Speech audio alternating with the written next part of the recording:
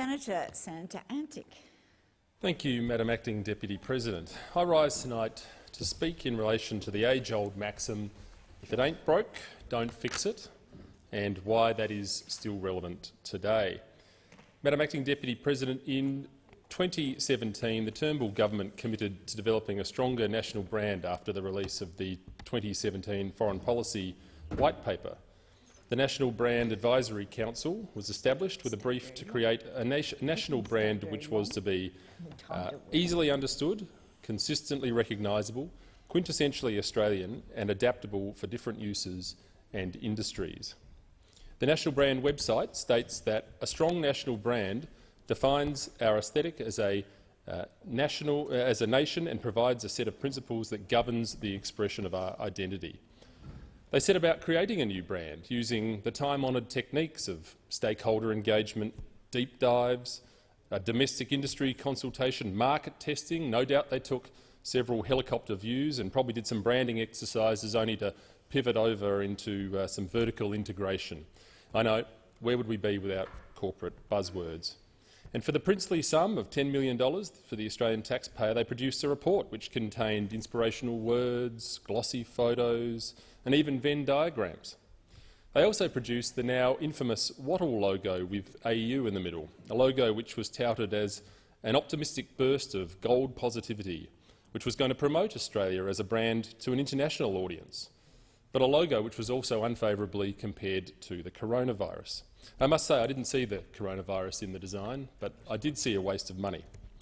After all, we were already utilising a logo which the board suggested was easily understood, consistently recognisable, quintessentially Australian and adaptable for different uses, a logo which had been used for 34 years and was doing the requisite job quite admirably. The famous, iconic and entirely recognisable green and gold kangaroo logo.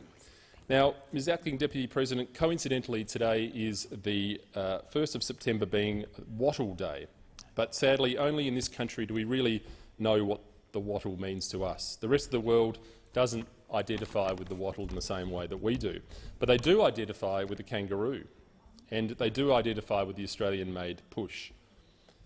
Now, I was pleased to hear that the Minister for Trade has identified that the kangaroo logo will be reinstated and that the wattle logo will be scrapped.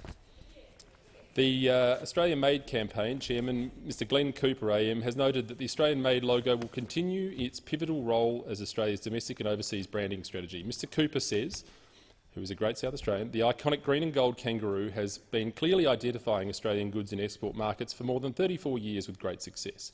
It's by far Australia's most recognised and trusted country of origin symbol and central to the export strategies of Australian exporters taking their goods abroad.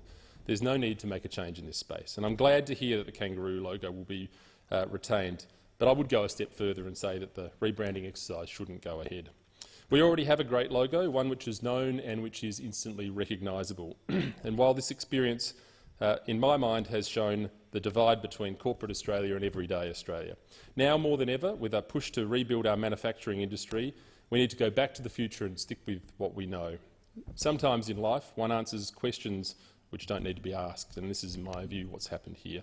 In this case of this branding exercise, it ain't broke, so let's not fix it.